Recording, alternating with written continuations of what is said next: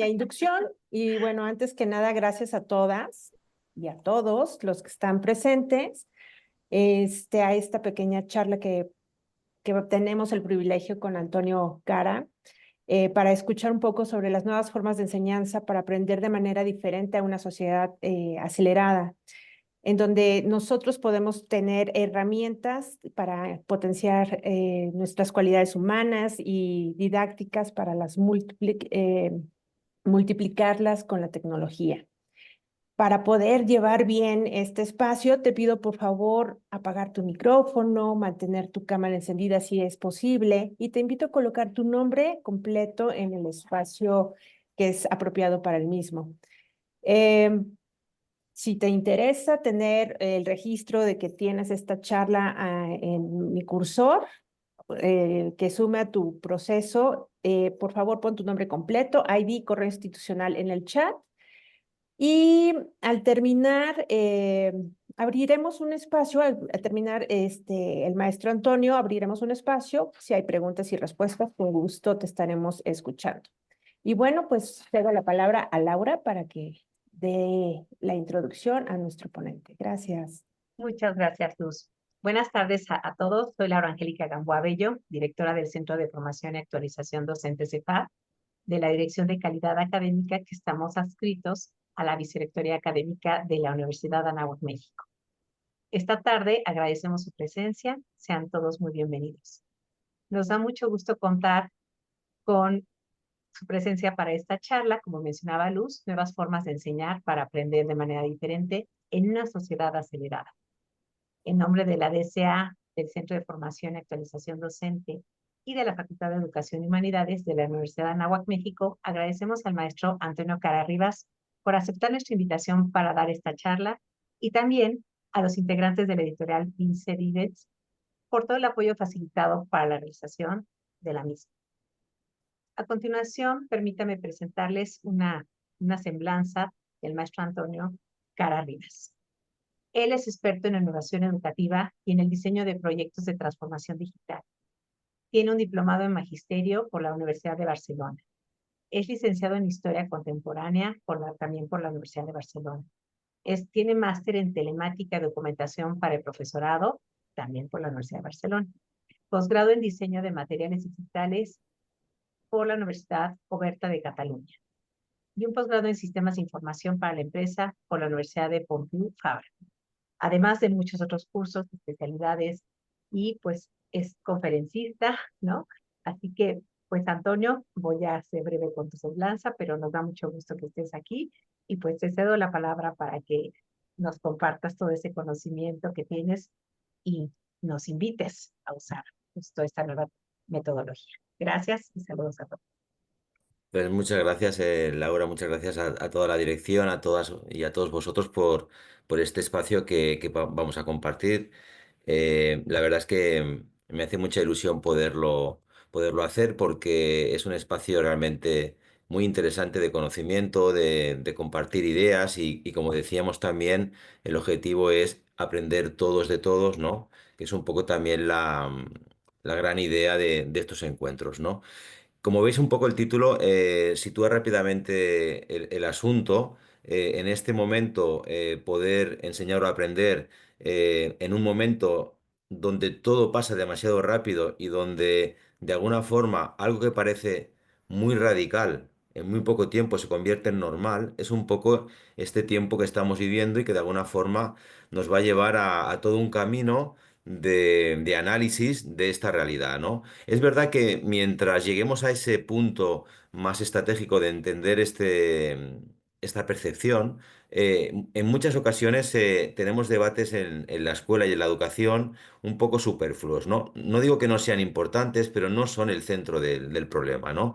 En muchas ocasiones, por ejemplo en España, este curso escolar hay un debate sobre cómo, de alguna forma, restringir el uso de dispositivos móviles en las escuelas, en los centros educativos, y se han empezado como a posicionar, imaginaros, un armario o una infraestructura externa donde tú al llegar al centro educativo tienes que dejar tu dispositivo móvil, no lo puedes utilizar y después cuando te vas te lo llevas, ¿no? Esto de alguna forma, sin querer, se va como apoderando de la conversación educativa y parece que este será el gran tema al que tengamos que enfrentarnos, ¿no? De hecho, hay todo un movimiento, como supongo también pasa en México, de familias que están de alguna manera pues preocupadas porque pueden entender que el aprendizaje que sus hijos o sus hijas tienen que recibir en este momento no tenga nada que ver con este uso, digamos, de estas tecnologías, ¿no? Por eso, en todos los institutos, por ejemplo, en los centros de educación secundaria, pues están lanzando este tipo de mensajes y, como os decía, hay toda una parte de las familias, yo creo que no mayoritaria, pero sí, de alguna forma,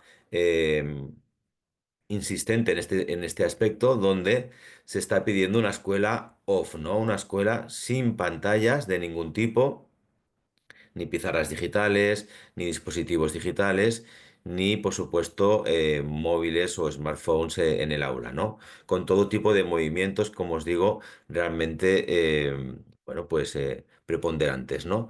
Por otro lado, cuando uno revisa una cierta literatura de qué está pasando en el impacto real de este tipo de dispositivos en la educación, pues como bien sabemos todos, de momento no hay grandes evidencias de que ni que sean negativos ni que sean positivos, pero evidentemente no hay una evidencia de negatividad absoluta.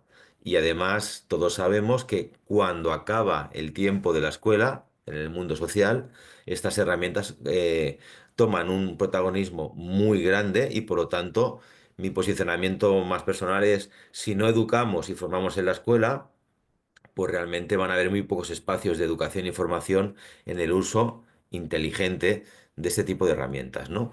Por otro lado, como contrapeso a toda esta situación, también hay otras familias que en realidad no están de acuerdo en estos movimientos de prohibir eh, el uso, insisto, adecuado e inteligente de cualquier tecnología, no el uso, por supuesto, inadecuado e irracional, y argumentan como esta madre, pues algo así como muchos otros padres, lo que están en este momento demostrando es que en realidad pues hay un miedo a qué puede suceder con este tipo de herramientas y por lo tanto puede ser un poco el argumento principal, ¿no?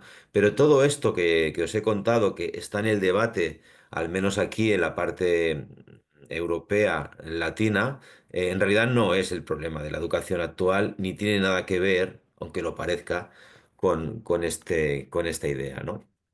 Nosotros, los que nos dedicamos a educación, llevamos unos cuantos años recibiendo mensajes con datos y con información veraz de que tenemos un sistema educativo realmente de espaldas al presente y muy de espaldas al futuro. Y entonces esto ya no es una opinión, sino realmente es, en este caso, como veis, el director de PISA, que de vez en cuando visita diferentes países y cuando llega, en este caso, a España, lleva como al menos 5 años advirtiendo de que todo el sistema en general, está educando a niños y a jóvenes para un mundo de los años 90 o 2000, de una era, digamos, que no tiene sentido, porque la escuela no te puede preparar para un mundo que no existe. Con lo cual, este sí que es el problema. Y este sí que es el tema que tenemos que empezar de alguna forma, a trabajar a fondo y dejarnos de otro tipo de debates, ¿no? Eh, la situación de España es muy parecida a la situación que tenemos en Latinoamérica, en México y en otros países, y por lo tanto la realidad de que en España estamos de espaldas al presente y de espaldas al futuro también lo tenemos en datos en Latinoamérica. Por lo tanto, digamos que compartimos este mismo problema, ¿no? Yo sí que pienso que este contexto que nos envuelve y que de alguna forma nos permite vivir una vida muy distinta a la que estamos formando en las escuelas, sí es importante. Y entonces, solo por ver algunos ejemplos digamos, de contenidos que no se trabajan en las escuelas y que no se habla de ellos, pero que son muy relevantes, os voy a presentar unos cuantos contenidos muy interesantes y que están cambiando el mundo, ¿no? Hace como menos de un mes, esta tripulación espacial de personas no astronautas tomó este viaje con la Polaris, con esta nave de SpaceX, ya sabéis, del magnate Elon Musk, que esto sería pues otro debate sobre su figura, ¿no? Pero en cualquier caso, un multimillonario que está impulsando la carrera aeroespacial y lo interesante es que estas personas que no son astronautas han podido hacer este viaje y a la vez han podido desarrollar más de 60 experimentos a 14.000 kilómetros, digamos, de altura, relacionados con la radioactividad, porque lo que aquí está en juego es cómo pronto en pocos años, Elon Musk habla de 2 años, a lo mejor son 4, se puede empezar, o 5, se puede empezar a hacer este tipo de viajes espaciales tripulados por no astronautas, tanto en la Luna como en Marte, ¿no? Si esto sucede, como parece ser que sucederá más pronto que tarde, en realidad pues volveremos otra vez a tener un giro aceleradísimo de nuestra realidad que no estaremos preparados para digerir porque seguiremos anclados en conceptos que nada tienen que ver con esto que es tan relevante, ¿no?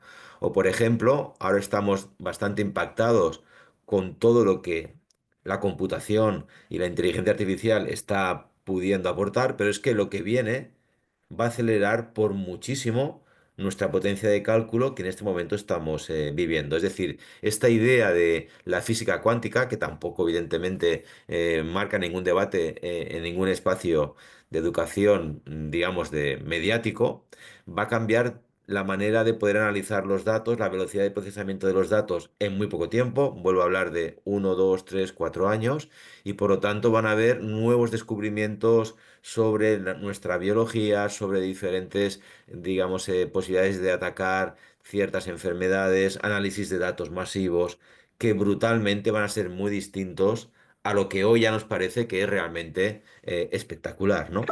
Y de hecho, este tipo de avances médicos ya se están prototipando en muchísimos campos. Y aquí tenéis como, por ejemplo, esta pastilla Pillbot no deja de ser una especie de pastilla videocámara que te puedes tomar y que va a recorrer tu cuerpo y que va a poder un doctor o un equipo médico visitar tu intestino, digamos, a distancia, por videoconferencia. Y además esta pastilla va a tener la capacidad de reparar algún tipo de, digamos, de malestar que puedas tener. Con lo cual, fijémonos un poco también en la distancia que se va a ir marcando en muchas realidades de la salud, ¿no? Este es otro ejemplo clarísimo de cómo, gracias a una aplicación por inteligencia artificial, se puede prevenir, por ejemplo, un ictus a través de una fotografía.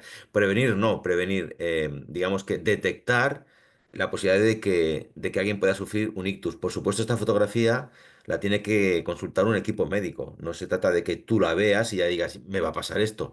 Pero claro, que puedas recibir una fotografía y rápidamente alguien pueda diagnosticar que te puede pasar esto y que tengas esa prevención, pues puede salvar la vida de mucha gente. Y esta es un poco esa línea que está ofreciendo esta nueva idea, ¿no? Hace poco también, más o menos hace como un mes, Elon Musk en otra de sus empresas, Tesla, estaba pilotando, probando un taxi, un robotaxi, digamos, autónomo, en los estudios de la Warner en Hollywood. Sabéis que en estos espacios en realidad hay ciudades de alguna forma que son platós, ¿no? de cine. Y entonces fue cazada esta fotografía donde estaban probando este taxi sin conductor. Y como sabéis, es uno de los próximos hitos que pronto veremos de cómo podemos subirnos a un vehículo. Evidentemente habrá que superar la barrera de todas las prevenciones de qué pasa cuando te subes a un vehículo donde no hay nadie que conduce, pero que en cualquier caso esto ya se está pilotando y podrá ser una realidad pronto, ¿no?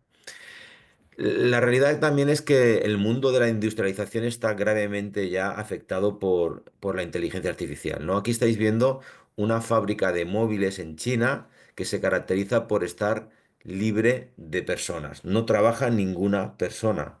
La fábrica es capaz de generar un móvil por segundo y de autoabastecerse de forma, digamos, automática, comprando las materias primas, vigilando que la producción sea, digamos, adecuada y por lo tanto es un concepto que nos puede asustar muchísimo, pero ya existe y ya se está poniendo en práctica y por supuesto tiene un impacto importante en lo que viene, que es un poco el cometido de nuestra conversación, ¿no? Aquí estáis viendo una tienda en Madrid del gigante chino Alibaba, que es también un gigante, digamos, en la distribución y el gran consumo. Y como veis en esta tienda, tiene muchísimos, digamos, especialidades y departamentos de venta de objetos, pero aquí estáis viendo un espejo que permite tomar tus medidas y a la vez probarte sin ponerte ninguna prenda de ropa, todo un catálogo de trajes, vestidos, faldas, pantalones que puedes comprar con un simple clic y ver cómo te quedan en tu cuerpo, ¿no? No deja de ser una idea muy distinta a la actual de cómo compramos la ropa y por lo tanto algo que, como os digo, desde hace ya un tiempo está instalado en muchas ciudades del mundo, ¿no? Una de las grandes preocupaciones que están llegando es cómo podemos irnos protegiendo de el excesivo calor que vamos a vivir sucesivamente, ¿no? Y en este caso aparecen nuevos tejidos donde la idea es cómo podemos bajar la sensación térmica, pues poniéndonos un pantalón o una camisa o un jersey para que de alguna forma nos sirvan también como prendas para combatir, digamos, este efecto, ¿no? Es decir, pronto, a lo mejor, no solo compramos una ropa porque nos gusta, sino también compramos una ropa porque nos ayuda a mantener una temperatura corporal adecuada a un espacio que no podemos ir, digamos, controlando, ¿no? O en este momento, como veis, el MIT, dentro digamos, de sus invenciones y de sus innovaciones, pues están trabajando una tela muy sencilla, pero que en realidad es una tela que es capaz de capturar la corriente eléctrica de las ondas sonoras y de alguna forma amortiguarlas para evitar, digamos, toda esta contaminación acústica, ¿no? Y a lo mejor en un tiempo estamos viendo cómo algunas cortinas de, por ejemplo, de algunos colegios o de algunos espacios que pueden generar decibelios altos, pues estén contrarrestados con este tipo de nuevas telas, ¿no? En este caso también viendo cómo la tecnología está aportando soluciones al gran problema de la desinformación, ¿no? Y permitidme otra vez que vuelva a referirme a Elon Musk como propietario de Twitter, ahora llamado X, donde en realidad a veces están fomentando fakes continuamente y está afectando duramente a las democracias, digamos, y a las libertades. En este caso estáis viendo dos avatares, la Chama y el Pana, que están, digamos, trabajando en Venezuela porque los periodistas que quieren ofrecer información verificada pueden sufrir represalias o daños por decir cosas que, digamos, al poder no le interesa. Entonces, ellos no son personas, en realidad son em, periodistas, avatares de periodistas, que su única función es ofrecer esta información verificada para que los ciudadanos se puedan informar y no se les pueda represaliar, digamos, porque no digan cosas que al poder le moleste, ¿no? O por ejemplo también, sabéis que el efecto de la migración en todo el mundo, en México, en Estados Unidos, en todos los, digamos, los países que encima son fronterizos, ¿no? Están sufriendo toda la inmigración una carga, digamos, de criminalidad solo por buscar, ¿no? Una nueva oportunidad, cuando, digamos, digamos, nuestra especie es absolutamente migrante, ¿no?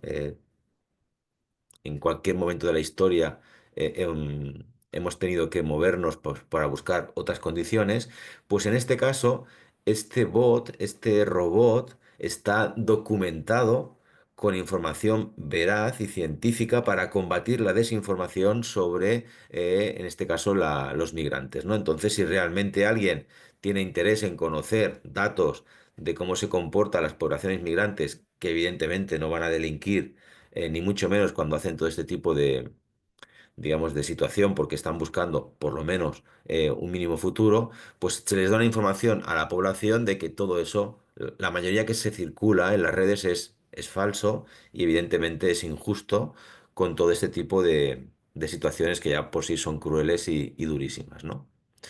Por otro lado, también hay ya bastantes servicios donde se ha entrado en el debate de qué pasa cuando una persona no tiene compañía, por ejemplo, no tiene con quién hablar, más allá que hable con la radio, con el televisor, ¿no? Como a veces pasan las personas mayores, y que puedan tener un asistente que pueda permitir entablar una conversación que evidentemente este asistente con inteligencia artificial va entendiendo tu vida, puede hablarte de nombres de personas con las cuales te son familiares y de alguna forma te dé una conversación. Evidentemente, esto es una solución cuando no tienes otra cosa, es decir, cuando no hay una persona de tu familia o de tu entorno que te quiere y que te ayuda. Pero ante esa nada empiezan a aparecer estos servicios de atención psicológica donde de alguna forma se puede buscar un consuelo, ¿no? O una idea de acompañamiento humano, aunque se esté mediado por la tecnología, ¿no? Es cierto que todo esto que os estoy contando está basado en cómo está avanzando el mundo en las patentes de inteligencia artificial. Y como veis en este gráfico, el dominio absoluto está en China, Europa es irrelevante y en este caso Estados Unidos no es lo que parece. Por lo tanto, no está de más también pensar por qué muchas veces este equilibrio, vamos a decir Occidente-Oriente, en este caso Estados Unidos-China, como veis, en este momento el espacio de la inteligencia artificial está siendo dominado claramente por China y no por Estados Unidos, e insisto, y nada que ver con Europa, ¿no? Y también es muy importante entender que todos estos sistemas no deben de caer en manos de unas pocas multinacionales que también condicionan la forma de entender el mundo y la forma también de, digamos, de normalizar ciertas situaciones. Hay toda una llamada de la ONU, en este caso con su secretario general, Antonio Guterres, para que se alerte también sobre esta situación. Es importante que estas tecnologías de grandísimo cambio disruptivo sobre lo anterior no estén pilotadas por empresas privadas que evidentemente están privilegiando sus intereses por encima a veces del bien común, ¿no?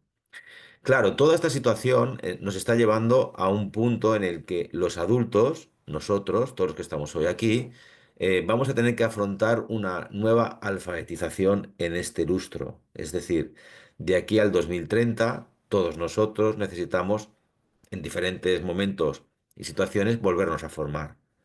Porque la aceleración es tan alta que esta nueva capacitación, como ya os imagináis, está afectando claramente al mundo laboral.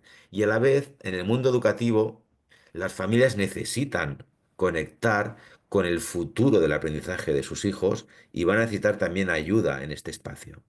Porque si no, como bien sabéis, los adultos solemos reproducir la forma en la que aprendimos cuando éramos pequeños y la trasladamos 20 años después o 30 años después. Este esquema ya no sirve. El mundo de hace 30 años no existe y no se puede reproducir ese mundo esperando que tu hijo o tu hija aprenda como tú aprendiste. Por lo tanto, aquí hay un gran trabajo, tenemos que tener un compromiso con los padres y madres que ahora mismo, además de que tienen que luchar por sus trabajos y por, digamos, por su futuro, también tienen que entender qué enfoques tiene que dar las escuelas y el sistema educativo para que sus hijos puedan avanzar en un mundo realmente muy diferente, ¿no? Por eso, cuando alguien se plantea en este momento acceder al mercado laboral, las preguntas o los, digamos, los aspectos clave para conseguir ese trabajo no son exactamente tus certificados o tus títulos, si es que los tienes a nivel de estudio, sino en realidad es tu capacidad de poder desarrollar habilidades y demostrarlas, ¿no? Junto con tus estudios, que evidentemente siempre son importantísimos, pero no son suficientes. Ya no son suficientes.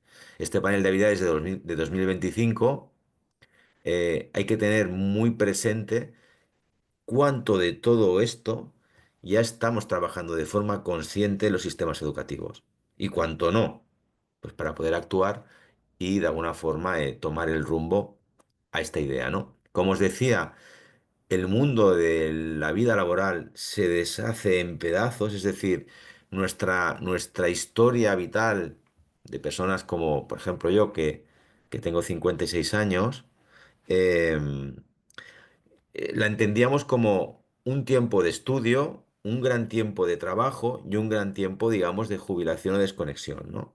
Esto no existe ya, ni siquiera para mí que estoy hablando en la charla y por supuesto no va a existir para niños y jóvenes.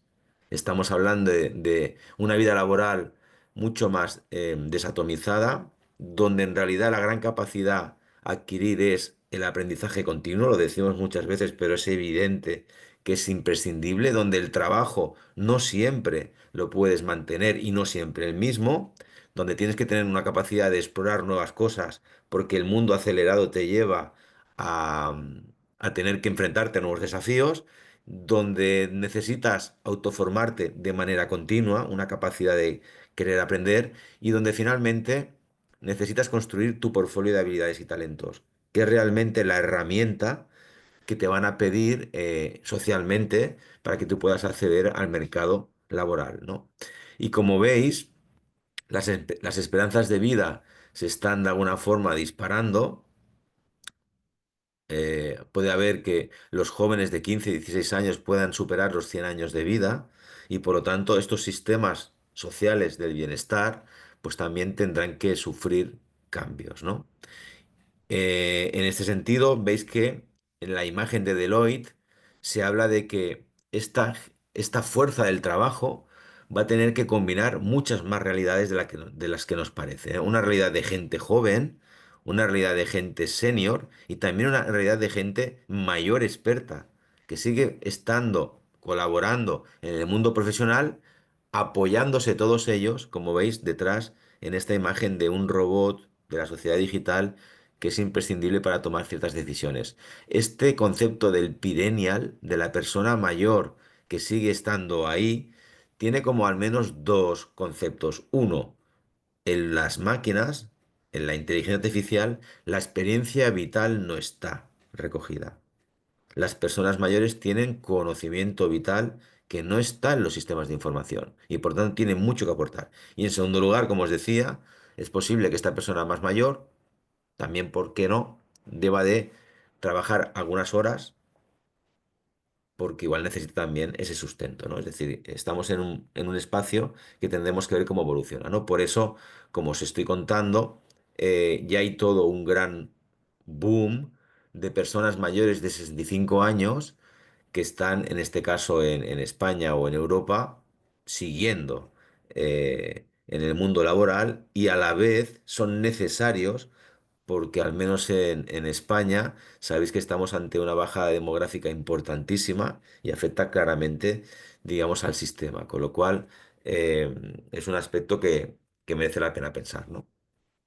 Por otro lado, como os decía, cualquier robot o sistema que reemplace un trabajo de una persona, Bill Gates lleva un tiempo diciendo, a lo mejor este robot o máquina tendrá que pagar impuestos para seguir contribuyendo, ¿no?, al bienestar de las personas, ¿no? Este debate, seguramente, los niños y jóvenes que hoy están en las escuelas tendrán que afrontarlo, o igual nosotros en poco tiempo, pero no es una idea descabellada ver cómo se va a poder soportar, digamos, esta redistribución, digamos, del bienestar, ¿no? Por otro lado, como os decía, lo que llegan son mercados del talento, portales, espacios especializados donde no consiste en que te ofrezcas porque tienes ciertos estudios, sino que también tienes que ofrecer tus talentos. Y en este caso, las empresas o los empleadores buscan personas que tienen talentos reconocidos, evidenciados, y por lo tanto, gracias a que lo puedes demostrar, puedes acceder a esos puestos de trabajo. Es decir, cada vez más el espectro de las competencias y las habilidades va a tomar más sentido en este mundo que viene, ¿no? Para buscar talento es evidente que hay muchos formatos y uno de ellos es lo que se está, digamos, trabajando, que son estos movimientos de la hackathon, ¿no?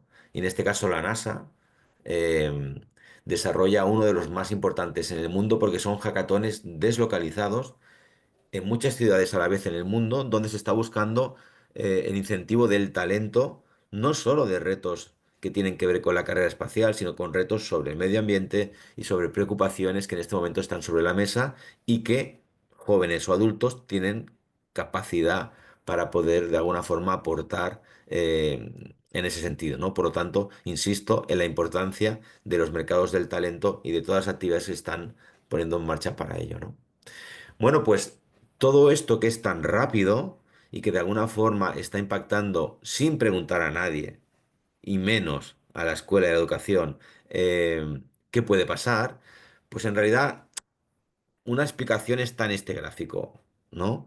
Un gráfico que viene a decirnos que más o menos en nuestra larga trayectoria como especie hemos conseguido grandes hitos en muchos sentidos, ¿no? Pero esos grandes hitos han estado sustentados por unas cuantas generaciones de personas que han podido resolver o llegar a un punto, digamos, digamos, de facto para que algo suceda, ¿no? Fijaros que según este gráfico, nuestra especie necesitó como 1700 generaciones para desarrollar el lenguaje o los idiomas que en este planeta estamos hablando, o sea, 1700 generaciones.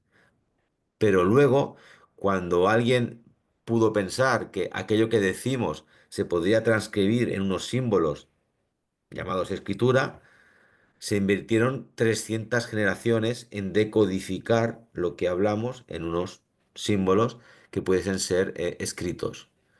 Y cuando esa escritura se empezó a trabajar y a conocer, alguien pudo pensar que era importante distribuir el conocimiento de aquello que se escribía y se utilizaron 35 generaciones para desarrollar el concepto de la imprenta y para que aparecieran textos, digamos, no escritos a mano únicamente, sino también escritos, digamos, con este sistema. Cuando eso sucedió, si os fijáis, y más allá, dando un salto en el tiempo, ya en el siglo XX hubo una aceleración muy importante empujada por la tecnología, donde los sistemas de comunicación cambiaron radicalmente, de comunicación y de información, ¿no? El telégrafo, el teléfono, la radio, la televisión, el fax, el PC, la red e Internet. Todo esto pasó en el siglo XX y ya fue muy acelerado. Pero es que en el siglo XXI, lo que estamos hablando ahora, estos recortes de prensa que yo os he hecho, que son muy pocos respecto a todo lo que está pasando, no hay ninguna generación que los soporte y por lo tanto están pasando en nuestro momento, en nuestro presente, y de ahí que tengamos esta poca capacidad de entender qué está pasando, como educadores, como padres y madres, como ciudadanos. Es decir, no tenemos un histórico para contarle a nadie cómo funciona esto. Y yo pienso que esta es una de las grandes respuestas al por qué en esta sociedad acelerada estamos todos desconcertados, porque no tenemos este bagaje para poder, de alguna forma, apoyarnos en un conocimiento vivido en nuestras generaciones anteriores, ¿no? Todo esto que yo he estado contando, por supuesto, no lo podemos calificar en el concepto de una moda más de la tecnología o del impacto, ¿no? De hecho, volviendo a Bill Gates, ya lleva como al menos 2 años en diferentes entrevistas y manifestaciones diciendo que hemos entrado ya en la era de la inteligencia artificial y por lo tanto esto cambia radicalmente el paradigma de cómo vamos a vivir, cómo vamos a relacionarnos, cómo vamos a aprender, cómo vamos a trabajar, ¿no? Y hacía una incursión en este mismo artículo refiriéndose a la educación y diciendo que pronto, él decía, en 20 meses, cuando se publicó este artículo, iban a llegar ya los primeros asistentes virtuales a las aulas. Evidentemente llegarán al igual a unas aulas un poco de las élites, ¿no? Donde estos asistentes iban a ayudar al profesor a trabajar las matemáticas, la lectoescritura o el aprendizaje de idiomas, ¿no? Mientras Bill Gates decía esto, llegó la inteligencia artificial generativa, que se basa, como sabéis, en modelos del lenguaje, y empezaron a aparecer nuevas profesiones donde lo importante no era programar código, sino realmente tener capacidad cultural y de pensamiento para poder interrogar adecuadamente a una inteligencia artificial y obtener una buena respuesta. Y aparecieron este perfil de ingenieros de peticiones, es decir, ingenieros de preguntas. Gente que pueda formular una buena pregunta para que el entorno pueda dar una buena respuesta, ¿no? Y en este caso se han abierto nuevas perspectivas, digamos, a nuevos horizontes de profesionales no tecnológicos, pero que tienen cultura, capacidad de comunicación, capacidad de pensamiento para poder, de alguna forma, ser relevantes en este nuevo entorno, ¿no? Por lo tanto, digamos, una noticia muy positiva es que el mundo del pensamiento, las humanidades, la cultura, la filosofía tiene muchísimo que ver hoy en cómo se puede interlocutar con estos tipos de sistemas de inteligencia artificial, ¿no? Claro, a partir de que aparecieron estas ideas de que puedo lanzar peticiones para hablar o para obtener una buena respuesta, como ya os imagináis, aparecieron servicios de todo tipo donde tengo portales que me ofrecen peticiones ya preparadas, que incluso me piden que las podamos comprar, ¿no? Que puedas comprar algunas ya hechas para obtener una buena respuesta. Evidentemente esto tiene poco de pensamiento, porque ya te las dan hechas, pero como ya alguien ha detectado que es una oportunidad de negocio, pues aparece este tipo de servicios donde lo importante es generar una buena petición, ¿no? Como bien sabéis, en esta carrera de la inteligencia artificial, en junio de este año apareció la versión 4 y la versión Omni de GPT como gran exponente de este tema, y volvieron a darle una nueva vuelta de tuerca a este tipo de servicios, ¿no? En este caso, como veis, tres personas conversando, digamos, presencialmente, pero en dos idiomas distintos.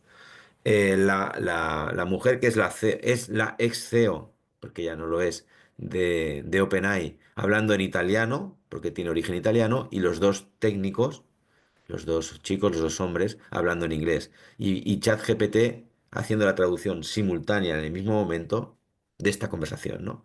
Con lo cual, esta barrera de la comunicación está prácticamente ya, digamos, vencida porque todo lo que viene a partir de ahora es pues una nueva manera de comunicarte en todos los lugares o países utilizando la tecnología como mediadora, ¿no? De una forma instantánea, con la única necesidad de que estés conectado, ¿no?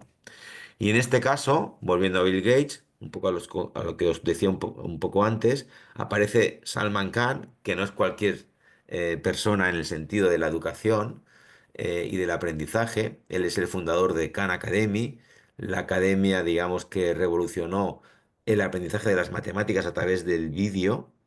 Y en este momento aparece con su hijo haciendo una demostración de cómo este ChatGPT 4 es capaz de escuchar la voz y entender y a la vez también de leer las imágenes, ¿no? Y en el vídeo le pide Salman Khan a ChatGPT 4 que atienda a su hijo como si fuera un profesor de matemáticas.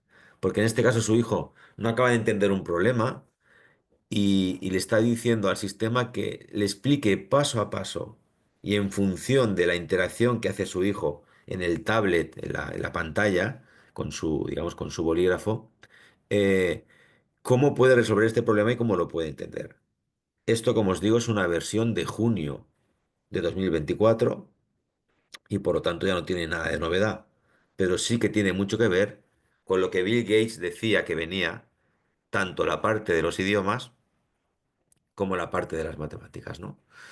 Y siguiendo un poco con esta idea, en junio, como veis, el 4 de junio de este año, ya se publicaba en la revista de innovación de George Lucas, del productor de la Guerra de las Galaxias, en Edutopia, este artículo donde se empezaba a plantear cómo de relevante tenían que ser estos asistentes o estos tutores de inteligencia artificial que tenían que llegar, digamos, al mundo de la educación, ¿no? O sea, ya se empieza a decir, bueno, habrá que empezar a pensar en todo esto, ¿no? Y yo hace como más o menos un mes me encontré con esta situación, ¿no? Estos dos profesores de Lituania, universitarios, deciden construirse un bot cada uno. Y este bot cada uno, la gracia que tiene es que lo han alimentado de sus apuntes y lo utilizan en sus clases para que sus alumnos, ante cualquier duda sencilla o rutinaria, se lo pregunten a sus chatbots que están alimentados con sus apuntes para ellos, de alguna forma, poder invertir ese tiempo en otra tarea, ¿no? En su caso, quieren invertir ese tiempo en investigar, pero en un caso no universitario, cuando esto de alguna forma se pueda ir trabajando, en secundaria o en primaria, pues si un profesor utiliza esta idea, evidentemente lo lógico es que destine el tiempo de no responder cosas rutinarias a la atención personalizada de su alumnado, al feedback, al cuidado, ¿no? A la, digamos, a la atención psicológica y por lo tanto pueda ganar en efectividad.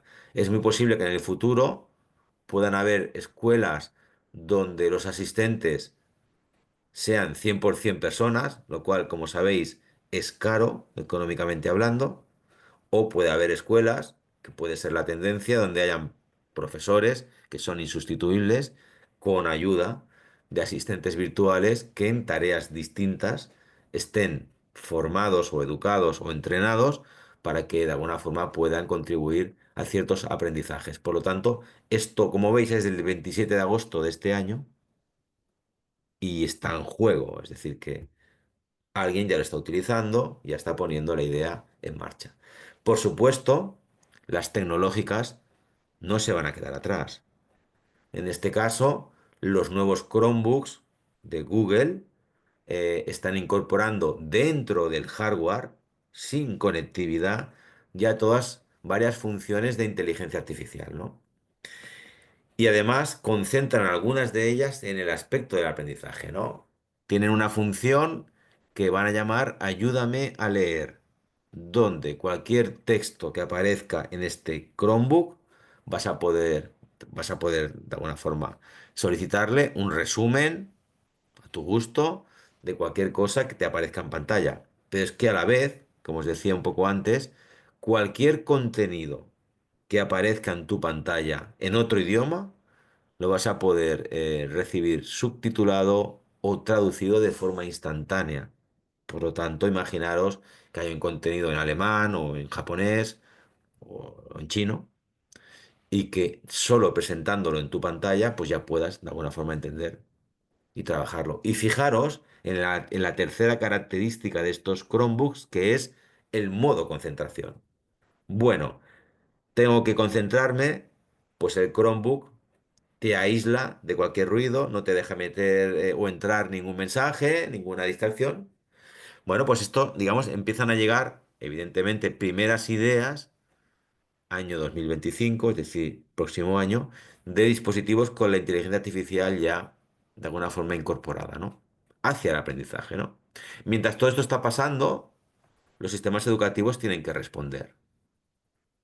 Bueno, el chino lo tiene clarísimo y respondió que se sepa en el año 2019, incorporando en primaria todas, digamos, toda una materia relacionada con la inteligencia artificial. Fijaros la distancia, recordar la imagen de las patentes que os conté antes y fijaros lo que está pasando. Lo que está pasando claramente es una apuesta de la sociedad china porque sus jóvenes lideren esta nueva transformación, que insisto, no es una transformación cualquiera, ¿no? Y por lo tanto, aquí hay una primera respuesta que nos deja a Occidente en muy mal lugar, tanto Europa como Latinoamérica como América del Norte. Y es verdad que además aparecen este tipo de situaciones no deseables, ¿no? De que aún tengamos en la educación personas que piensan que lo importante es reproducir aquello que el docente cuenta y que, por supuesto, no te puedes copiar en el examen, ¿no? Y aquí veis la ingeniosa idea de este docente que decidió que cada alumno tuviese una caja en la cabeza para no copiarse. Tuvo también la gracia de hacer una fotografía y se montó un revuelo de tal calibre que este profesor fue despedido del centro, ¿no? Porque esto no es lo que necesitamos y no tiene, puede ser un chiste, pero no puede ser una intención educativa ir por este lado, ¿no? ¿Qué es lo que de alguna forma los sistemas educativos nos recuerdan, ¿no? En este momento. Pues nos recuerdan que no podemos centrar la acción educativa únicamente en la dimensión del aprender a conocer. que es, de alguna forma, la dimensión enciclopédica del conocimiento, porque no es suficiente. Debemos utilizarla, pero no es suficiente. Fijaros que hay una dimensión del aprender a hacer bastante olvidada en la escuela primaria y secundaria, no en la educación infantil, pero sí en la escuela primaria y secundaria, al menos en España, que tenemos aquí un debe importantísimo. Aquí es donde aparecen estas habilidades prácticas que la escuela de alguna forma tiene que recuperar. Y como veis, los otros dos ámbitos tienen que ver con la persona y con la convivencia con, digamos, con la sociedad, ¿no? Estos cuatro pilares son los cuatro pilares que en 1996 Jacques Delors publicó en su obra, digamos, referente, La escuela tiene un tesoro, y que siguen vigentes. Es decir, claro que hay conocimiento muy vigente y que va a seguir siendo vigente, pero hay que trabajar en las cuatro dimensiones, no únicamente en algunas de ellas, ¿no? Y por otro lado, están identificados cuáles son estos principales desafíos que la educación tiene que afrontar. Y fijaros que uno de ellos es pensamiento crítico y cultura digital. No se puede en este momento desvincular el pensamiento de la cultura y de la cultura digital. Es decir, el debate de mis primeros 3 minutos, de dónde ponemos el armario para dejar el móvil y toda esta historia, no es el tema. El tema es cómo fomentamos educación crítica en un contexto de cultura digital, cómo trabajamos para que la conciencia de preservación del planeta sea lo primero, porque es la vida de todos nosotros y de todas las especies, y cómo también trabajamos en mejorar la convivencia entre las personas, porque tenemos muchísimo que hacer, como sabéis, y es un camino que no estamos haciendo nada bien, ni ahora ni en la historia de nuestra humanidad, ¿no? Nosotros cuando vimos que el estado de la cuestión podría resumirse así, o por lo menos yo lo veo así, nos dimos cuenta de que lo relevante en este momento era educar personas en aquello que no pueden hacer las máquinas inteligentes. Y realmente eso que no pueden hacer es volver a lo humano, es volver a recuperar características que solo son humanas y formarlas de manera intensiva y como decía tanto Luz como Laura, para que esta formación de características humanas pueda multiplicarse con la palanca de la tecnología. Por lo tanto, la imaginación, el pensamiento crítico, la experimentación, la conexión entre la mente y las manos, y luego la parte social y consciente son críticas para que las personas, y en este caso los jóvenes o los adultos, se formen para utilizarlas con la palanca de la tecnología. Cualquier formación que tenga déficit en estos aspectos hará que las personas se formen de manera redundante con la tecnología y quedarán fuera. Es decir, cualquier cosa que pueda hacer una máquina no la va a hacer una persona. Y esa diferencia es tan grande ya y es tan clara que nos tiene que llevar a reflexionar sobre lo importante de volver o de profundizar en cualidades puramente humanas, ¿no? El conocimiento se genera desde la pregunta, desde la curiosidad, desde la capacidad de querer ver el mundo desde otra perspectiva. Y esto es una misión fundamental que tenemos que poder llevar en todas las etapas del sistema educativo. ¿Cómo fomentamos pensamiento? Porque desde el pensamiento podremos llegar a la motivación del aprendizaje y podremos de alguna forma entender todo aquello que necesitamos resolver en el futuro, ¿no? Hay muchas organizaciones que se están dedicando a trabajar desde un modelo de proyectos desde las preguntas. Esta es una organización, digamos, mítica en el mundo de los proyectos con tecnología, High-Tech High, un proyecto, digamos, norteamericano, donde en realidad los alumnos tienen que trabajar puramente por proyectos y además por proyectos que están de alguna forma incluso solicitando ellos por sí mismos. Es decir, no es un currículo de yo te voy a contar, sino dime qué te gustaría aprender y vamos a mirar de resolverlo. Por lo tanto, el claustro de profesorado no es un claustro de yo te voy a contar, sino es un claustro muy distinto, con muchos profesionales muy variados de todo tipo, ¿no? O por ejemplo, esta escuela más de primaria, Brightworks, donde lo interesante para el alumno es aprender desde el hacer. Y en este caso, estos niños de primaria, uno de los proyectos que se les propone a este centro educativo es que se diseñen su propia silla porque no se sienten, no, digamos, no les ofrecen la silla, pero no les ofrecen la silla simplemente para que desarrollen pensamiento práctico de qué significa hacerte una silla durante varios años en tu trayectoria en primaria para entender muchas cosas distintas, ¿no? Para no dártelo todo hecho, para que te espabiles en un mundo que necesitas acción, ¿no? Evidentemente estas escuelas son bastante radicales en sus modelos, porque como veis en la fotografía les permiten a los niños tener herramientas, ¿no? De trabajo etcétera, que en las escuelas, por lo menos aquí en España, están prácticamente prohibidas, ¿no? Pero bueno, la idea, digamos, disruptiva de te invito a retarte, te reto cada día, y eso es lo interesante para que tú vengas al cole, ¿no? Al colegio a aprender, ¿no? También hay otro tipo de modelos que están apareciendo para cuestionar el status quo. Esta escuela Montessori, que está en una ciudad española que se llama Murcia, pues resulta que ha adoptado un método británico donde la secundaria de bachillerato se trabaja sin ningún examen a través de un portfolio, no de pruebas de exámenes, y esta modalidad británica del BTEC se consigue a través de credenciales, ¿no? Por ejemplo. O, en este caso, como esta, digamos, academia que impulsa Fundación Telefónica en España, eh, es una academia para que jóvenes o personas interesadas en aprender programación puedan acceder sin pagar nada, pasando una primera prueba que llaman la piscina, que dura 8 semanas, donde tienes que superar un conjunto de retos y donde no hay profesores. Y por lo tanto, tienes que espabilarte.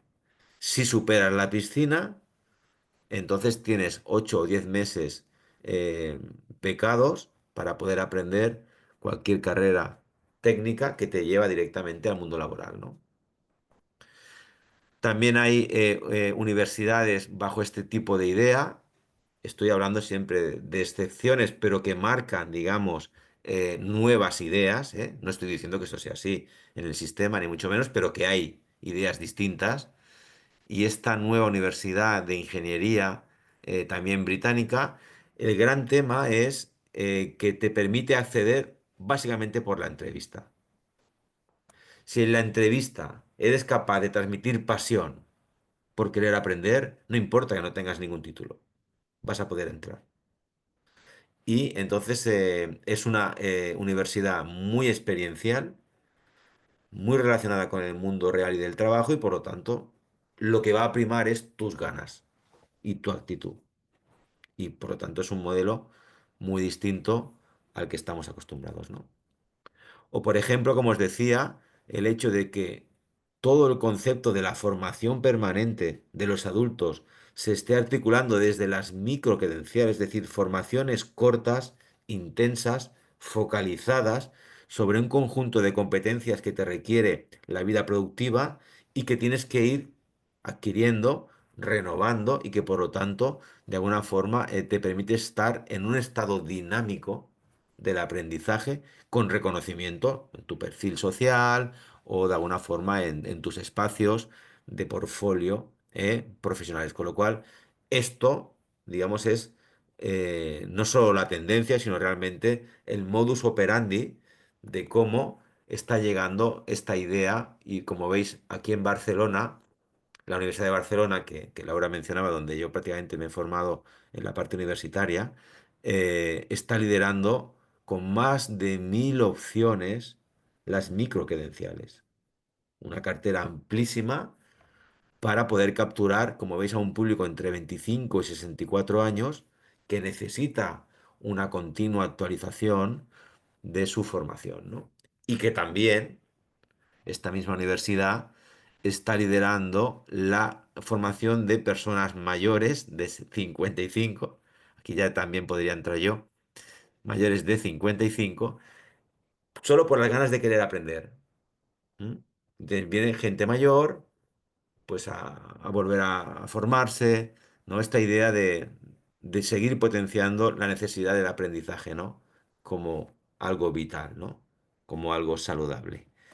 Bueno, de todo esto quiero haceros un primer resumen.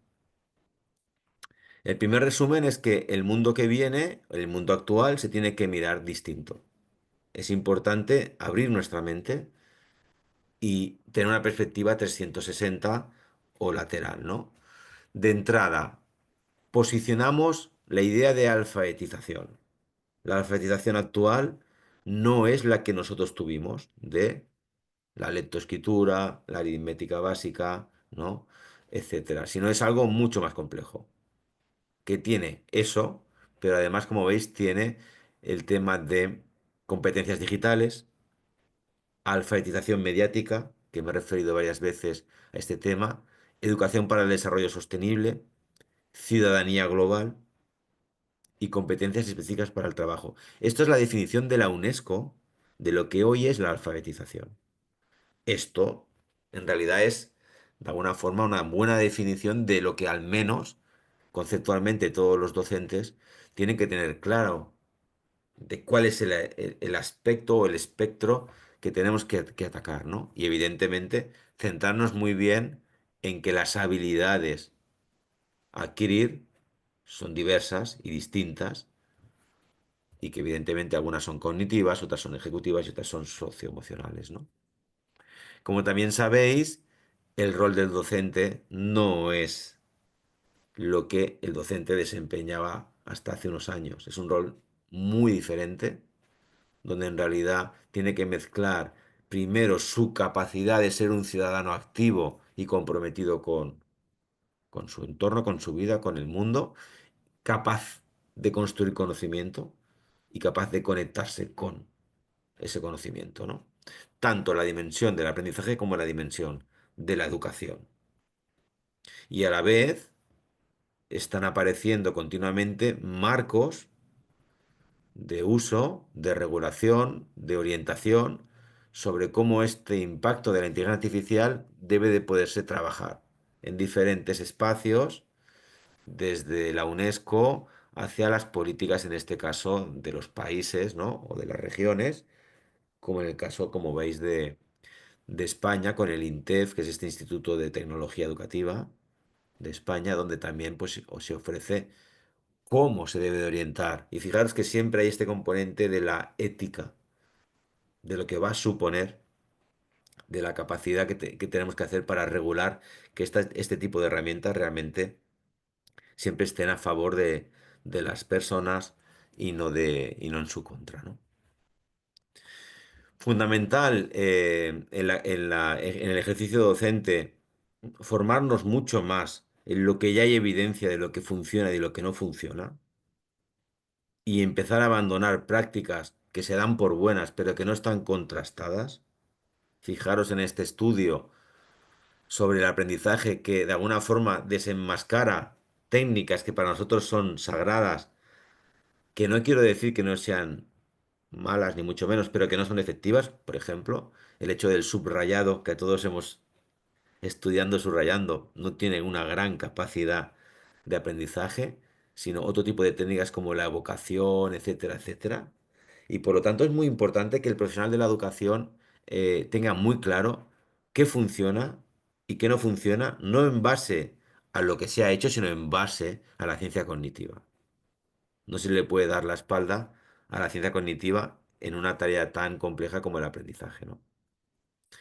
Y finalmente, como os decía en este primer resumen, es fundamental dedicarle un espacio consciente a las habilidades blandas, que son las habilidades perdurables, que combinan con todos los conocimientos y que marcan la diferencia en el presente y en el futuro de la vida de las personas. Y aquí hay que tener una predisposición clarísima a abordarlas de forma consciente, como os digo, como veis con este ejemplo bueno, de este gráfico de Beyond Education, que viene a decir que, bueno, teniendo presente que las instituciones educativas se dedican a la capa del conocimiento, es importante ofrecer un espacio claro a la capa de las habilidades, de las actitudes y del metaaprendizaje. Por supuesto, este tipo de proyectos funcionan porque, en primer lugar, son proyectos con base científica que recogen los principales marcos del estado de la cuestión, que tienen publicaciones en las revistas más importantes que demuestran que una persona, en este caso, desde los 10 años hasta los 21, se puede enfrentar a un test en el cual se le puede, de alguna forma, identificar su nivel competencial en este tipo de habilidades, actitudes y de competencias del método aprendizaje, que están muy bien parametrizadas y que te dan una información estratégica. Primero para el alumno, cómo yo me encuentro en estas capacidades, qué domino más, qué domino menos, para poder trabajar de forma consciente, ¿no? Y evidentemente para el docente, evidentemente para la escuela, evidentemente para el grupo de las escuelas, ¿no? Cómo desde los datos tomamos decisiones y planes de acción, pero no desde la intuición o digamos, o desde un conocimiento vago.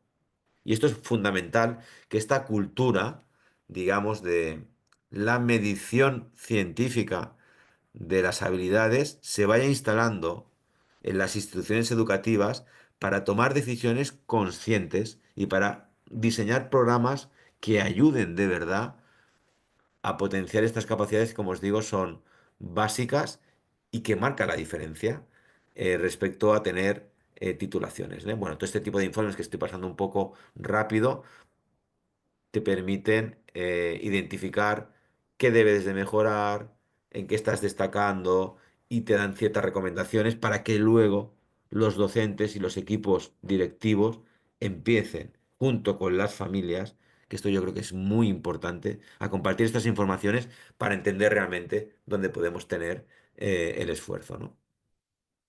Claro, todo esto que yo os estoy contando es necesario analizarlo también desde las barreras, ¿no? De vez en cuando uno quiere hacer unas cosas muy poderosas, pero se enfrenta a distintas barreras, ¿no? O dificultades, ¿no? Y yo os voy a contar algunas que he detectado, digamos, en mi trayectoria, ¿no? Una primera barrera que uno se encuentra es cuando alguien quiere utilizar la tecnología como, digamos, el argumento principal de una situación de aprendizaje. Y eso es un grave error que hemos cometido al menos en los últimos 20 años. La tecnología no es el componente importante en el aprendizaje. En el aprendizaje, la tecnología juega un rol de, digamos, de terciario. El rol principal lo juega el conocimiento y la pedagogía. Y sobre lo que el docente decide plantear, sobre esa decisión entonces es cuando decide qué herramienta tecnológica es importante utilizar al servicio del conocimiento y al servicio de la pedagogía. En este modelo TPAC, como veis, en realidad la clave del diseño de las actividades en este momento es todas aquellas actividades que estén en la intersección de los tres ámbitos, pero siempre y cuando el liderazgo nunca recaiga en la herramienta tecnológica. Por lo tanto, esto es importante y de vez en cuando o en ocasiones no hacemos buenos planteamientos educativos porque nos deslumbra el poder de la herramienta y lo ponemos por encima de estos dos otros aspectos. Otro elemento que hay que reflexionar mucho es algo así como eh, el registro metodológico que tiene el docente para trabajar, para enseñar. Si el registro del docente se mueve en las posiciones iniciales, es decir, donde el docente se convierte en el centro de la actividad educativa, transmitiendo información o contenido, digamos que estamos ante una posición que si es una posición de largo tiempo, ya no tiene efecto. No estamos en los tiempos donde la transmisión de la información era crítica, porque el acceso, digamos, a bibliotecas o sistemas de información de alguna forma era complejo. La memoria humana tenía que poder aguantar mucha información para poder de alguna forma diferenciarse de otras personas, y este momento no es el actual. Claro que es importante hacer una muy buena clase magistral, pero hay que saberla combinar con espacios donde el alumno tiene que tomar protagonismo en su aprendizaje. Como veis, tenía que empezarse a trabajar este nivel que aquí llamamos intermedio, donde se desplaza la actividad hacia el protagonismo del alumno y también hacia la facilitación del docente. Y por supuesto hay niveles más avanzados donde un trabajo en aprendizaje por proyectos y en red le exige muchísimo a un docente porque también está en rol de aprendiz en muchos momentos, ¿no? Entonces, la clave un poco de este mensaje es que el docente necesita formarse y dominar varios registros metodológicos donde el alumno tiene diferente protagonismo y el docente tiene diferente protagonismo, y los tiene que saber combinar. Es decir, dominarlos y saber combinarlos. Cuando un docente no es capaz de tener un espectro amplio metodológico, entonces renuncia a actividades donde el alumno toma más protagonismo porque le falta seguridad. Al faltarle seguridad, de alguna forma, bloquea esas experiencias educativas y vuelve a su casilla de salida. Entonces, aquí hay un trabajo muy importante y muy honesto a realizar para dotar al docente de una versatilidad que necesita para poder, de alguna forma, hacer bien su trabajo. Y el otro gran problema es que los cambios disruptivos, las innovaciones, eh, ya están de alguna forma medidos en cómo se difunden, ¿no? Esto se llama la ley de la difusión de la innovación. Y resulta que en los colectivos, también el colectivo docente, en muchas ocasiones demasiada gente está a la espera de poder realizar el cambio por inseguridad, ¿no? Un poco por lo que decía antes. Y fijaros que la gráfica más o menos explica que en la parte avanzada suele haber un colectivo pequeño de gente llamada visionaria que es capaz de imaginar, de ver y de alguna forma visualizar realidades que están llegando o que vendrán en el futuro. Estos visionarios alimentan a los primeros adoptantes. ¿Veis esta franja del 13,5%? Que es gente profesional que ante ideas muy sugerentes son capaces de diseñar actividades educativas con sentido y las aplican en el aula y hacen cosas espectaculares. Pero fijaros que no es la mayoría, es un 13,5%. ¿Qué pasa? Que la mayoría se distribuye en dos mitades.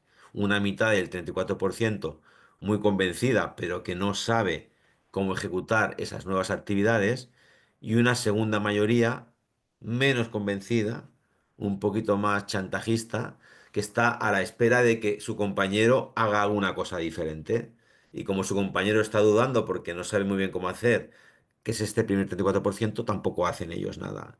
Y luego tenemos siempre habitualmente un 16% de gente anclada en lo que decíamos antes de ese pasado de la educación. Yo no pienso cambiar nada, no me interesa nada de lo que estáis contando y no quiero hacer ningún esfuerzo de cambio. Cuando todo esto no se hace, cuando todo esto no se analiza bien en un colectivo, en un claustro, en un equipo docente, los proyectos de cambio suelen fracasar. Suelen fracasar porque se intenta convencer precisamente a la población no convencible, que es el 16%. Entonces, esta población lo que suele hacer es desmontarte cualquier proyecto. Fijaros que la clave está en cómo hacer que el 13,5% impacte en ese 34 primero. Y eso es la clave para mover un equipo humano. Yo esta mañana, hoy, que vengo de una sesión de varias horas con un colectivo, estaba hablando con la responsable de educación de un colectivo de 15 colegios, realmente cómo diseñar este paso. Si diseñamos bien este paso, podemos aspirar a hacer un cambio orgánico, un cambio estructural. Si este paso no lo diseñamos o lo obviamos, siempre tendremos a los mismos haciendo lo mismo. A los innovadores innovando, a los no innovadores, digamos, machacando cualquier cambio y a la mayoría a la espera porque no saben cómo hacerlo. ¿Vale? Entonces, esto es muy importante que lo tengamos presente. Y también es muy importante entender que el profesional actual necesita, sobre todo, aprender de un colega que ya ha dado el cambio, un poco lo que decía un poco antes. No necesita aprender desde los marcos teóricos como primera iniciativa. Necesita aprender primero de alguien que ya ha hecho algo distinto, que se lo pueda transmitir, y después que lo pueda probar junto con este otro colega y por lo tanto pueda aprender junto con alguien. Cuando esa realidad práctica se ha ejecutado, es cuando realmente la persona puede emprender de forma autónoma la profundización sobre ese conocimiento que si se lo das al principio y no le das la parte práctica, nunca llega a concluirse, ¿no? Entonces es importante ver cómo hay que invertir el proceso. Estoy hablando siempre en el campo del profesional en activo, para que este profesional en activo pueda avanzar en estos modelos metodológicos con la ayuda de otro colega que está muy cercano y que le ayuda a avanzar, ¿vale? Y hacerlo también bajo una lógica de que pueda adoptar realidades ya probadas.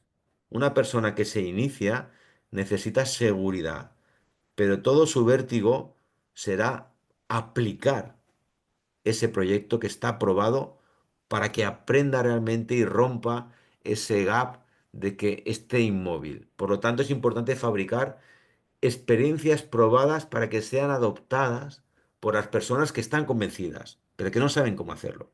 Y después, cuando tienen esa experiencia práctica, podrán adaptarla, por lo tanto sentirán que ya son más protagonistas y dominadores de esa situación y eso les llevará a un estado de la creación. Podrán crear sus propias experiencias y a la vez compartirlas con sus iguales y generar todo este ciclo, digamos, de conocimiento. Y finalmente también muy importante, cuando queremos cambiar algo, y esto lo explicaba muy bien Christensen en su obra Disrupting Class, es importante entender que la innovación disruptiva siempre nace en los márgenes del sistema. Es decir, hay que buscar la innovación en donde haya algo que de alguna forma no exista, algo que no moleste. Si queremos cambiar las matemáticas por un proyecto innovador, nos echarán del colegio, no nos van a dejar. Pero si utilizamos espacios colaterales para introducir el programa de cambio, donde no hay una alternativa y por lo tanto nadie de alguna forma plantea una primera posición y eso se convierte en un éxito, poco a poco esa innovación entrará en el sistema y se podrá de alguna forma desplegar. Por lo tanto, es importante entender que tenemos que buscar la oportunidad desde los márgenes y desde los márgenes poder trabajar con la estrategia para poder llegar a consolidar esa innovación, ¿no? Que es un poco lo que también contaba antes, ¿no? Nosotros, toda esta, digamos, síntesis un poco de lo que yo puedo transmitiros que estoy viviendo en primera persona en mis proyectos, al final teníamos que mirar de llevarlo a esta fórmula que os estoy contando, ¿no? Y para poder hacer algo relevante en lo que a mí al menos me estaba preocupando, que es este mundo de ofrecer actividades que potencien habilidades y competencias, descubrí en su momento el mundo de los laboratorios de fabricación, un espacio de creatividad ciudadana, como veis es una red mundial, distribuida, no propietaria de ninguna empresa tecnológica, esto es muy importante, sino propietaria de personas y de instituciones que quieren hacer cosas distintas y que de alguna forma son capaces de juntar ideas, personas, procesos y herramientas en espacios de trabajo. Y la virtud, veis, aquí estáis viendo el Fab Lab de Barcelona, en su interior. La virtud de estos espacios es que tú puedes combinar distintas disciplinas para aportar nuevas ideas a una necesidad que has detectado, ¿no? Y en este caso, el arte se combina con la economía, digamos, circular y del reciclaje, con las herramientas de trabajo, con ciclos de pensamiento, con materiales, ¿por qué no? Y con un claro enfoque hacia la comunidad, ¿no? Esta disciplina, que es la disciplina Maker, del aprender haciendo, permite poder construir cosas que son útiles, que tienen una alta dosis de creatividad e imaginación, de trabajo en equipo, y que, insisto, no las compras en Amazon. Las construyes, las piensas, las defines y las utilizas, ¿no? Esta idea, o este concepto, que además es súper poderoso, porque aquí estáis viendo el Fab Lab flotante en el río Amazonas, un espacio donde poder construir soluciones adecuadas al ecosistema para protegerlo, ¿no?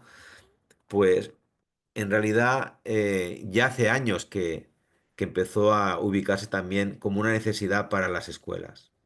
En este caso fue Stanford, la Universidad de Stanford, quien acuñó el término de Fab Lab School, el laboratorio de fabricación escolar, donde se propone que las escuelas puedan, en su propio espacio, habilitar pequeños Fab Labs para que los alumnos puedan trabajar por proyectos bajo esta filosofía de cultura del aprender haciendo, de cultura maker, ¿no? Aquí estáis viendo cómo este colegio, un colegio en este caso de Barcelona, que ha conseguido ser el sexto Fab Lab reconocido por Stanford, porque los 5 primeros son norteamericanos, plantea un proyecto en secundaria donde cada curso escolar, en España la secundaria tiene 4 niveles, 4 grados, 4 cursos, tienen que realizar un proyecto colectivo sobre diferentes disciplinas mezcladas. En este caso, cómo hacer una maqueta real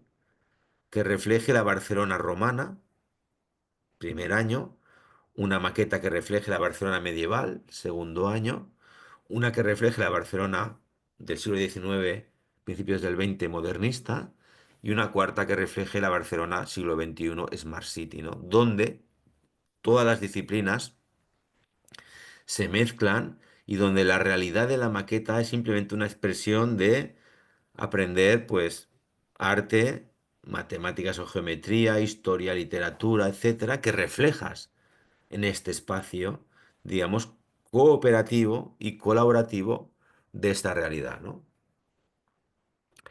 Yo, como os decía, he tenido la fortuna de relacionarme con este Fab Lab de Barcelona, que es, junto con el Fab Lab de Boston, los principales de la red mundial, porque desarrollan un programa llamado Fab Academy, un programa mundial de formación para gente que quiere ser maker.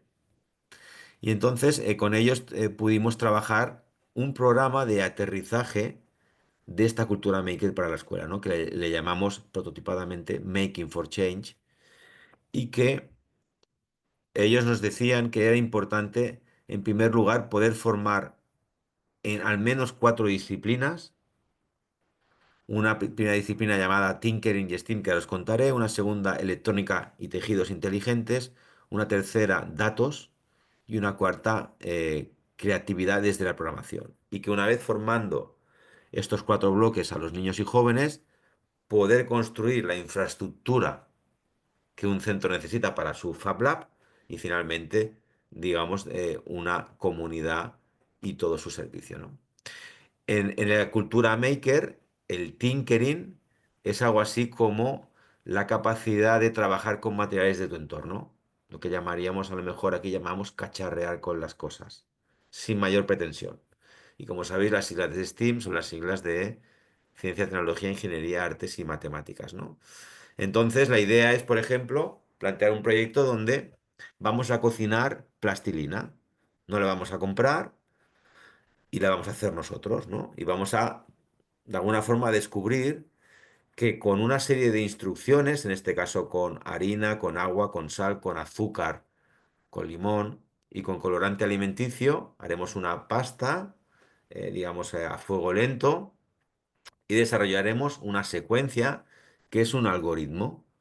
Y en este momento la introducción a la comprensión del algoritmo es una receta de cocina, que en este caso es hacer tu propia plastilina conductiva si le pones sal, aislante si le pones azúcar en la fórmula y luego con esa plastilina construir creatividades en la que ya puedas mezclar tu idea pues con la electricidad, con un circuito o con, digamos, propuestas, digamos, creativas que ya son tus propuestas y que nacen de tu imaginación y que has vivido todo el proceso, ¿no?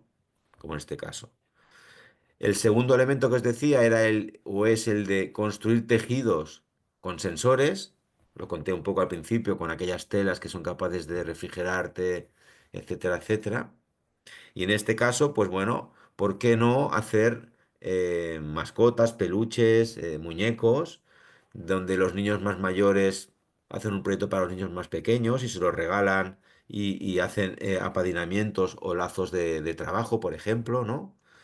O construir un delantal de cocina con los órganos, digamos, eh, electrónicos, si queremos decir así, con electricidad, pues para poder diferenciar todo lo que tienes en tu cuerpo. Por ejemplo, como estos niños hacían todas sus maquetas jugando con la luz, con la electricidad y con la plasticidad, ¿no? Etcétera. O como os decía, también esta disciplina de entender que el mundo está lleno de datos y que hay que actuar desde la conciencia de los datos, ¿no? Y cómo se puede hacer ciencia ciudadana a través de los sensores, tomar partido y construir soluciones. Estos niños se quejaban de que alrededor de su colegio había mucho ruido. El profesor les propuso medir el ruido con el sensor, hicieron una investigación del ruido, resulta que el ruido venía porque una línea de autobuses era antigua, ellos tenían las ventanas abiertas y les molestaba. Cuando demostraron que ese ruido superaba lo que la OMS recomienda como saludable, hicieron un informe, lo enviaron al ayuntamiento y consiguieron que el ayuntamiento cambiase la flota de autobuses por autobuses que funcionan con gas y no hacen ruido. Y todo esto lo hicieron gracias al conocimiento de los datos, ¿no? O cómo descubrir el código, no para programar por programar, sino en realidad para expresar arte, ¿no? Para expresar lo más importante, ¿no? O lo más humano, que es entre nosotros la emoción y el arte, ¿no? Y aquí estáis viendo, este edificio es el ayuntamiento de una ciudad cercana a Barcelona y es una creatividad hecha por niños en video mapping, una creatividad, digamos, que mezcla vídeo, programación, etcétera, que proyectan contra el ayuntamiento y que aquí socialmente se han reunido todas las familias para ver esta creatividad en la fiesta mayor de esta ciudad, ¿no? Y por tanto estás lanzando un mensaje, digamos, con todo su sentido, ¿no?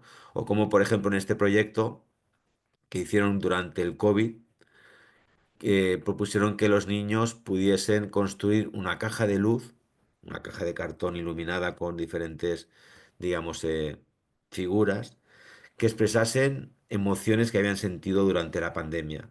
Y cada caja de luz es una historia personal de cada niño que expresa una idea de lo que ha vivido durante la pandemia y a la vez al recorrer esta exposición que tiene como 15 metros de largo, grabaron las voces, los mensajes de cada niño que hizo su caja y tú cuando llegas a la exposición te envuelve la luz, las historias, en este caso la oscuridad y la luz y los mensajes, ¿no?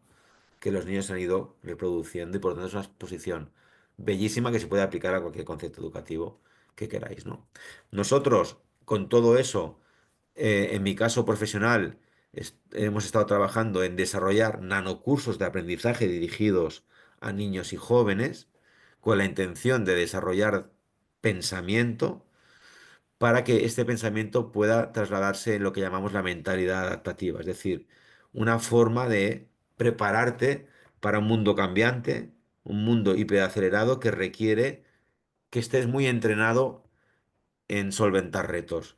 Retos que te den habilidades prácticas. E insisto que estoy siempre centrando un poco mi posición en este reequilibrio entre el área del conocimiento y el área de las habilidades prácticas, ¿no? Entonces, de aquí nació el programa, un programa trabajado para y basado en el Design Thinking como metodología de trabajo. Todos los retos ayudan al alumno a aprender mejor esta metodología, a prototipar ideas y a la vez a probarlas, buscando una solución, digamos, de empaquetado que permitiera o que permita la hibridación entre un contenido digital, narrativo, ya preparado para el alumnado, con un contenido en papel reflexivo, como diario de aprendizaje y portfolio, y con materiales en medio, ¿no? Pues para trabajar con ellos de todo tipo y también con la idea de ir construyendo estas micro credenciales que os decía hace un tiempo que están imponiéndose en las carreras profesionales de los adultos para que ellos también puedan empoderarse y de alguna forma poder ir alimentando sus talentos, ¿no? Estos proyectos tienen una mirada siempre muy visual hacia el docente, donde de alguna forma es un proyecto adopta claramente, lo que os decía también antes en la filosofía, proyectos para adoptar que han sido probados y contrastados y que lo que le pedimos al docente es que rompa el vértigo de la práctica y que se decida a facilitarlos, ¿no? Con todo tipo de posiciones muy visuales, muy sintéticas, muy concretas, proyectos siempre divididos como en tres grandes momentos: motivación inicial, planteamiento práctico del hacer y finalmente reflexión y metacognición, y donde el alumno tiene que moverse en otra tesitura, siempre en pequeños equipos y mirando de resolver retos de forma colectiva, apoyándose en un material, digamos, complementario donde tiene que ir reflejando todo aquello que está aprendiendo y que a la vez va a servir para que la familia pueda recibir una documentación sólida de todo aquello que ha pasado en el proyecto y que su hijo o su hija ha podido reflejar en su proceso de aprendizaje, ¿no? Toda esta filosofía nos llevó a construir lo que llamamos nosotros una colección de retos, sin más pretensión, porque esto no son libros curriculares o libros de texto, sino son retos evidentemente encajados en el diseño curricular, pero no están resolviendo, digamos, las unidades didácticas desde un punto de vista clásico. Y esta primera colección que hemos podido construir, 36 retos, está alrededor del concepto del tema del cuidado del planeta, desde ideas sostenibles y distintas para poder generar distintos prototipos, y otra colección para ir descubriendo el patrimonio cultural que te rodea y entender mejor desde retos STEAM por qué, pues no sé, tenemos catedrales en nuestro entorno, o por qué comemos de tal manera, o por qué tenemos, digamos, una riqueza natural o patrimonial diversa, ¿no? La gracia de estos proyectos es que son estructuras pedagógicas que permiten ser mezcladas y de alguna forma llevadas por el docente en minis, si queréis, seminarios propios. Puedes agruparlos o desagruparlos, puedes construir un poco tu diseño curricular con ellos, y siempre este tipo de proyectos instalan capacidades en el alumnado que antes no dominaban. Esto es muy interesante. O sea, tú acabas un proyecto de este tipo y sabes hacer cosas nuevas. Has dedicado pocas horas en equipo, pero sabes hacer cosas nuevas. Si en realidad te entrenas en muchas situaciones de este tipo, acabas sabiendo hacer muchas cosas nuevas. Con lo cual, esas cosas nuevas al final se convierten en conexiones que te preparan hacia ese mundo dinámico.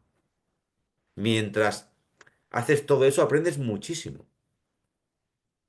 Escuchar a los demás, trabajar en equipo, comunicar tus ideas, ser creativo, utilizar tus manos, darle un uso eficiente a la tecnología cuando toca, ¿no? Y para que veáis algún ejemplo, apartado de lo que podríamos llamar mundo tecnológico, este ejemplo va sobre la mezcla entre la literatura, el arte y la tecnología, ¿no?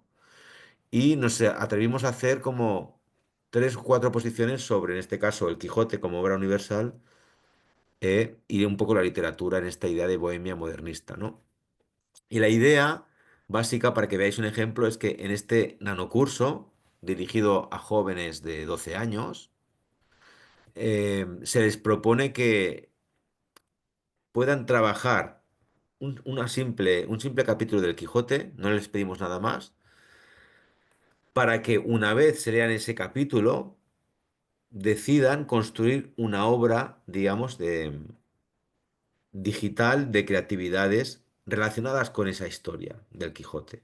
Pero no la tienen que pintar, tienen que construirla utilizando herramientas digitales, en este caso, plataformas de inteligencia artificial que construyen imágenes, pero que tienen que tener la relación entre lo que han leído en el Quijote, darle peticiones adecuadas a esta máquina sobre aquello que ellos piensan que se debe de pintar, estudiar algo de la historia de la pintura o digamos, o de los grandes artistas para darle un estilo. Una vez tienen esas obras, tienen que empaquetarlas en un libro digital propio y tienen que ser capaces de contarlo ante el grupo clase y el docente. Con lo cual, el recorrido no es en ningún caso, estas son las pinturas que hemos hecho con la inteligencia, es todo el proceso.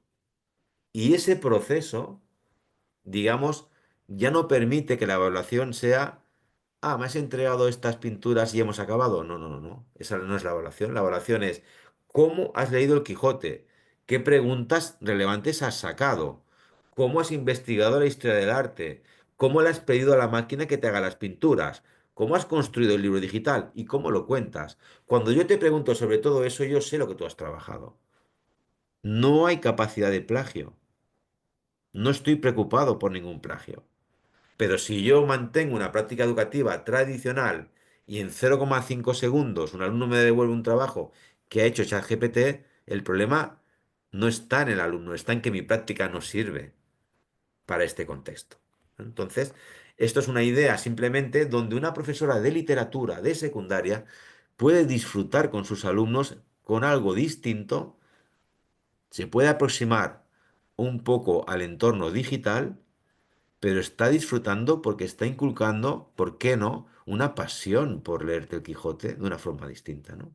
Y ahí es donde a lo mejor tenemos que seguir incidiendo en estas generaciones que evidentemente vienen de un mundo muy distinto, hiperestimulado desde las pantallas y desde otro tipo de realidades, ¿no? Y por supuesto, como os decía, forzando y animando a la reflexión y al pensamiento en la finalización. Como el proyecto en realidad se acompasa, como os he dicho, con un material en papel complementario que va a ir a las familias, esto ayuda mucho a los docentes a entender las diferentes actividades principales en cada uno de los momentos del design thinking, pero también a darse cuenta que la estación de aprendizaje es puramente curricular y que no está dejando de hacer algo que le preocupa mucho porque haciendo un proyecto de este tipo ya no da su materia.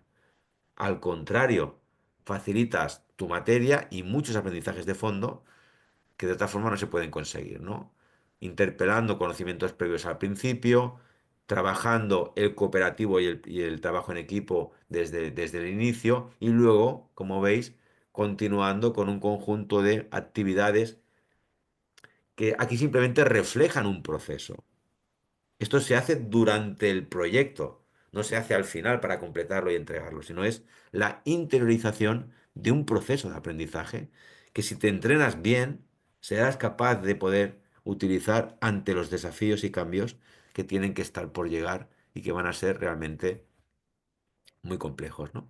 Y finalmente, importante que las familias vean lo trabajado, que vean la interrelación entre las competencias y los conocimientos y a la vez que se den cuenta de que estamos trabajando competencias y habilidades muy concretas y muy estratégicas, donde el alumno también puede empezar a interiorizar y de alguna forma a puntuarse a sí mismo, ¿no? Aquí veis algunos ejemplos de lo que pasó en el mundo real con algunos alumnos. Algunos nos hicieron un poco de caso con la historia del arte y otros ninguna. Como veis en la imagen de la derecha de estilo Marvel, aquí poco estudiaron algún pintor o alguna tendencia de la historia de la pintura, pero les inspiró el modelo Marvel.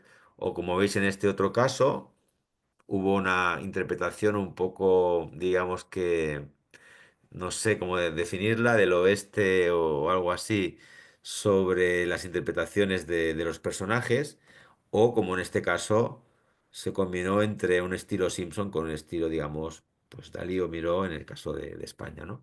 Pero bueno, el proyecto les gustó, les sedujo. La profesora en este caso estaba encantada, profesora de lengua y literatura castellana, porque había dado una oportunidad nueva y diferente a sus alumnos y sus alumnos se habían enganchado con el proyecto, ¿no?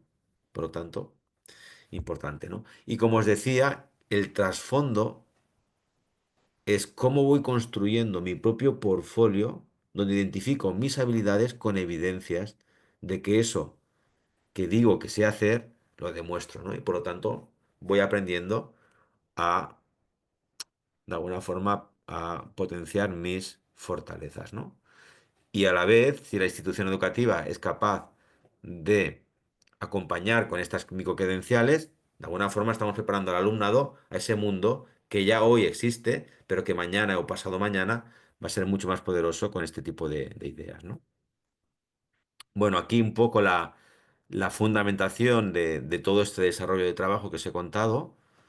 Y también que sepáis que hemos tenido la ocasión, la fortuna, de trabajar con vosotros una primera hackathon de Nux con, digamos, para probar algunos de ellos, ¿no? Una experiencia de totalmente práctica, de cómo hacer algunos retos en equipo y por lo tanto también descubrir estas metodologías activas que planteamos al mundo escolar, pero desde la mirada universitaria, ¿no?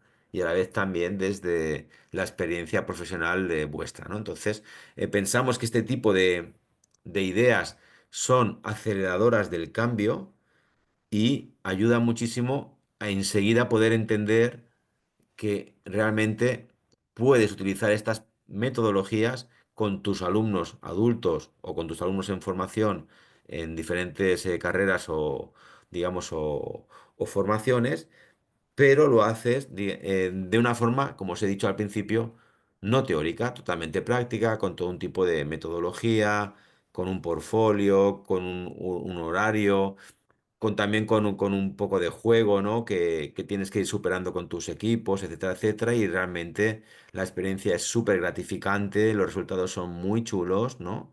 Y ayudan a que el profesorado pueda sintonizar muy bien con la idea, ¿no? Y poder llegar a este concepto de mantenerte en esta teoría del flow, donde no puedes hacer cosas que te aburran ni tampoco cosas que te generen una ansiedad, digamos, desmesurada, ¿no? Bueno, pues todo esto que os he contado y en conclusiones, la mayoría de todo esto lo sabíamos todos los que nos dedicamos a la educación, porque los grandes referentes que tenemos de la historia de la educación ya han incidido muchísimo, desde el valor del juego a la experiencia, el aprender haciendo, fomentar la autonomía, etcétera, etcétera. Es decir, todo esto ya lo sabemos. Lo que pasa es que tenemos que aplicarlo. Y en este caso, esta capa aplicada combina con este entorno tecnológico acelerado, pero que nos está diciendo que tenemos que seguir apostando por tener al alumno en el centro de la posición y ayudándole a entender el tiempo que está viviendo y el futuro de lo que le toca por vivir con sentido, con ética, ¿no? Con el rigor profesional que toque, pero no dándole la espalda para que esa formación venga fuera de los entornos educativos, que son los más seguros y que a la vez son los más, digamos, necesarios, ¿no? Entonces, con esto, de alguna forma, concluyo la charla. Espero que os haya interesado.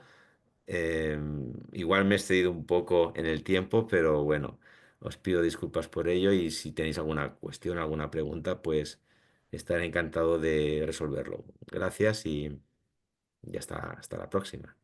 Muchas gracias, Antonio, por la premura del tiempo y no quería interrumpir porque está tan interesante todo lo que nos dices, nos da muchas aportaciones. Ya habíamos tenido un webinar y hoy me sorprendes nuevamente.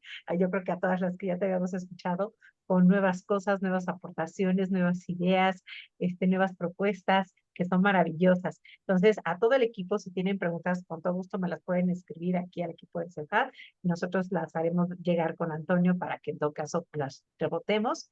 Y yo aprovechar en nombre de la Facultad de Educación y Humanidades, la Dirección de Calidad Académica y el Centro de Formación y Actualización Docente, agradecemos profundamente al maestro Antonio Cara Rivas por impartir pues, esta charla en donde nos diste tantos puntos a reflexionar, tantos que voy a dar nada más mencionar algunos, el uso que podemos darle a la tecnología, en especial a la inteligencia artificial de una manera adecuada, ética, reflexiva, práctica, el saber que la pregunta sigue siendo el eje, ¿no?, de nuestra enseñanza, el cómo podemos nosotros como docentes hacer énfasis en el aprender a hacer y en los valores, en nuestra práctica diaria, así como tener presente que estos desafíos del siglo XXI los podemos abordar, pero siempre con una manera diferente, una visión diferente, y en esta curva que nos mencionabas de los que se avientan, en los que se atreven a hacer cosas diferentes, educar en aquello que no pueden hacer las máquinas inteligentes, en desarrollar habilidades cognitivas, en estas habilidades ejecutivas y socioemocionales que hoy el mundo lo demanda. La sociedad actual, pues, nos está provocando y nos está llevando a una necesidad de ese análisis de los datos, tantos datos que tenemos, están al alcance y que si no nos detenemos un momento a pensar sobre ellos, pues se nos van siguiendo las cosas y no aprovechamos todo eso para poder darse solución a los problemas. Aprender por proyectos, con retos motivadores, con un sentido, utilizar diferentes metodologías activas para que los alumnos generen productos finales que sean útiles no solo para su aprendizaje, sino también para la comunidad, como el caso que nos decías de los jovencitos con el ruido, ¿no? Entonces, agradecemos, o sea, son tantos los conocimientos que nos llevamos. Nos moviste también el piso algunas que teníamos algunas prácticas de técnicas con los alumnos y de repente, ah, caray, entonces ya no, eso ya no sirve tanto. Entonces, gracias por pues acudirnos a hacer esa disonancia cognitiva en nosotras, pero también presentarnos tantas opciones de trabajo. Así que aprovechemos el CEFAD. Agradezco nuevamente a la editorial Vicen Vives, a Fabiola, Carlos, Osvaldo por su apoyo y por acompañarnos. Finalmente, gracias a ustedes participantes por asistir a esta charla y por seguir capacitándose en el CEFAD, y a todas las integrantes de mi equipo, gracias por todo el apoyo para la realización de esta charla. A todos que tengan linda tarde y casi madrugadas, Antonio, allá, que tengas una buena noche. Gracias. Gracias. Un gusto como